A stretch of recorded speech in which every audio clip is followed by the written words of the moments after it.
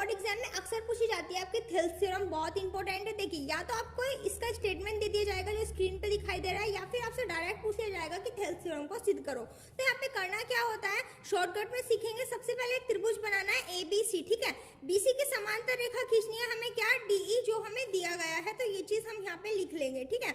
BC के समांतर रेखा हमने DE लिख ली यहाँ पे। उसके बाद हमें सिद्ध क्या करना है, सिद्ध करना है हमें ये जो AD और DB का अनुपात है ये बराबर होगा AE और EC के, ये चीज हमें सिद्ध करनी है, ठीक है। अब देखिए रचना हमें क्या करनी है वो हम अभी बाद में लिखेंगे, अब करनी है हमें उत्पत्ति। तो उत्पत्ति में आप देखिए सबसे पहले हम इधर वाली भुजा के लिए लेंगे, इधर वाली भुजा के लिए हमें क्या लेना है, त्रिभुज पहले लेंगे ADE। तो हम लेंगे त्रिभुज ADE का क्षेत्रफल, ठीक है।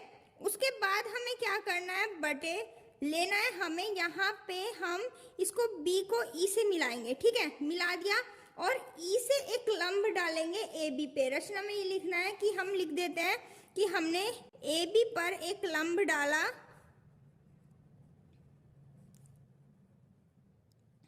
इसको नाम दे देते हैं, हमने इसको नाम दे दिया N।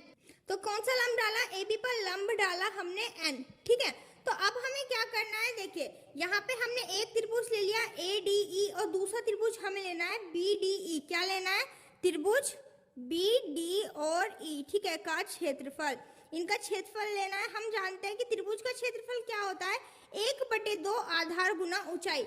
1/2 तो आपने ऐसे लिख लिया। अब यहाँ पे आधार क्या लेना है और ऊंचाई क्या लेनी है, ये चीज समझने की है। देखिए यहाँ पे हमें आधार लेना है जो आपको ऊपर दिया जाना है सिद्ध करने को, ये चीज लेना है, यानी हमें AD तो ले लेना है आधार।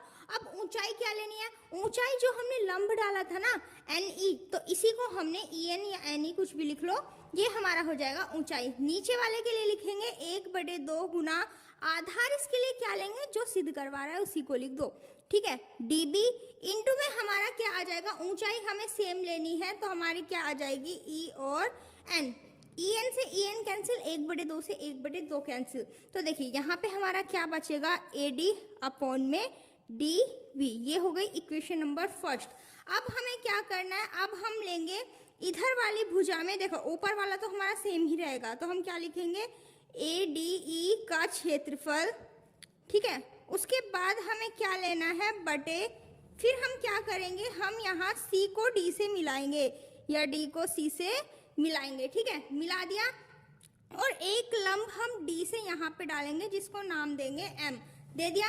अब यहाँ पे हमारा क्या बन जाएगा, CED, ये वाला ले रहे हैं ना CED, तो हमने लिखा है यहाँ पे CE और D का क्षेत्रफल, ठीक है। इसका क्षेत्रफल लिखेंगे तो क्या आ जाएगा, देखिए यहाँ पे ऊपर वाला हमारा होगा 1/2, आधार क्या लेना है जो ऊपर दिया था, क्या दिया था AE। ऊंचाई हमें क्या लेनी है, जो हमने लंब अभी डाला है DN, ठीक है, सॉरी DM अपॉन में 1/2 आधार क्या लेना है जो सिद्ध करवा रहा है उसी को लिख दो, ठीक है। EC इंटू में हमारी ऊंचाई सेम ही रहेगी, क्या, DM। DM से DM कैंसिल, 1/2 से 1/2 कैंसिल, तो क्या आ जाएगा हमारा AE अपॉन में आ जाएगा EC। इसको ले लिया मैंने इक्वेशन नंबर सेकंड।